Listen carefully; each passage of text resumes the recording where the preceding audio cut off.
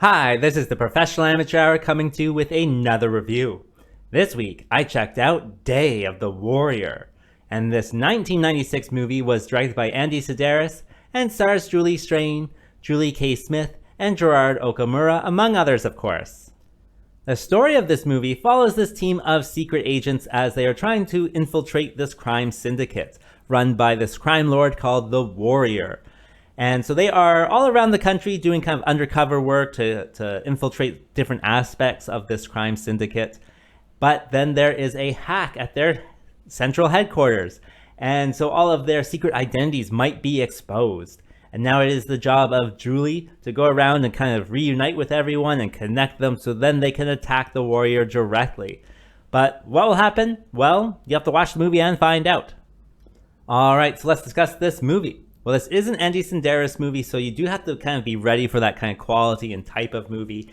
And this is certainly it as well. You know, I have seen this one before, and going into it, I remembered it being like my favorite Andy Sidaris movie.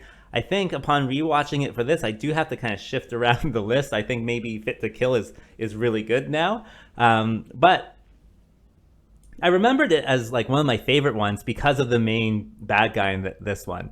It is the Warrior. This guy pictured right here for you. And he is a delightful bad guy. He is like a WWE wrestler. I believe there's even like a WWE wrestler from the Golden Age called, Ultimate Warrior. And he has like the same outfit, same costume, same makeup. And he's there. He's, always trying to get a bigger challenge. So he's wrestling anyone they capture. And, he's doing pile drivers and breaking their necks that way and stuff. And so all of that's like great fun. Like that's probably why I remembered it to be so good.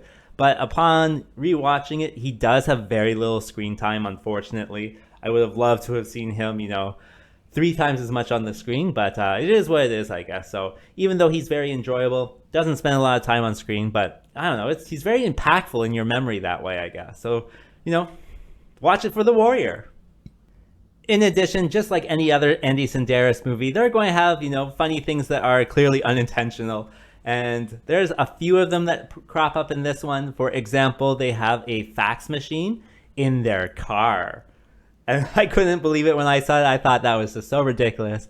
But here, I'll clip it in for you. Kim, the fax.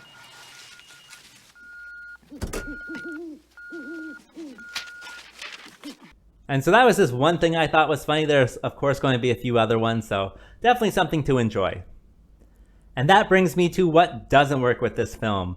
Well, this is an Andy Sidaris movie, as I've mentioned several times before, and he makes, triple B movies for, what is it, bullets, bombs, and boobs. And with this one, even though it's one of his later ones, he's very kind of like holds back on all of those. There's very little bullets. There's some explosions, and also the explosions are lazy. Like they'll just like walk away from a situation. They'll be like, oh wait, we forgot to press the button or something, and press the button for an explosion. Just very lazy that way. And with the boobs, there's also lazy as well.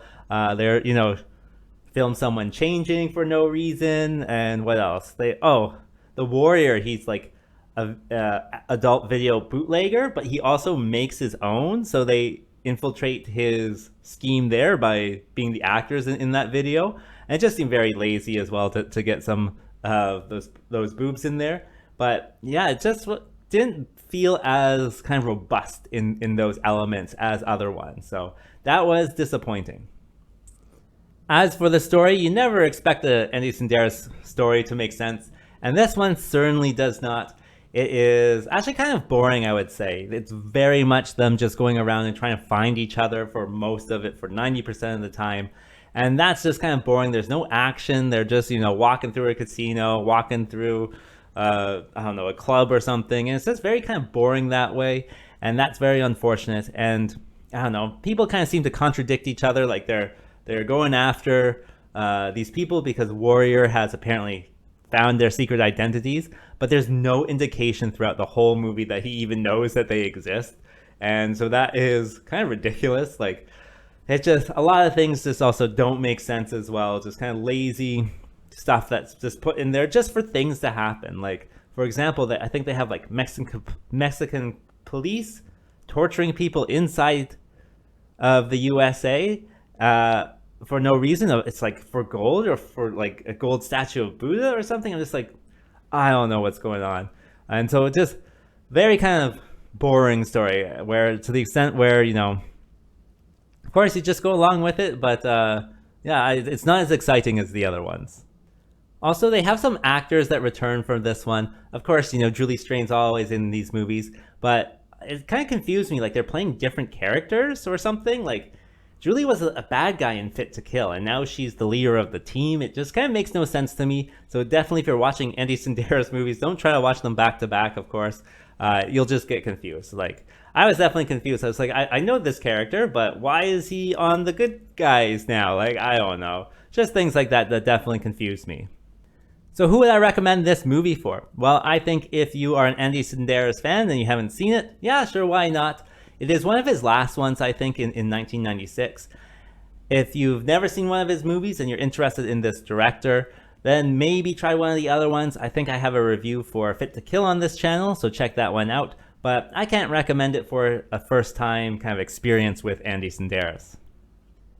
As for a score, I gotta give it the 3.4, and that's the score for Double Meh. And with that being said, I think that's all I wanted to say, so like and subscribe, and I'll see you next time.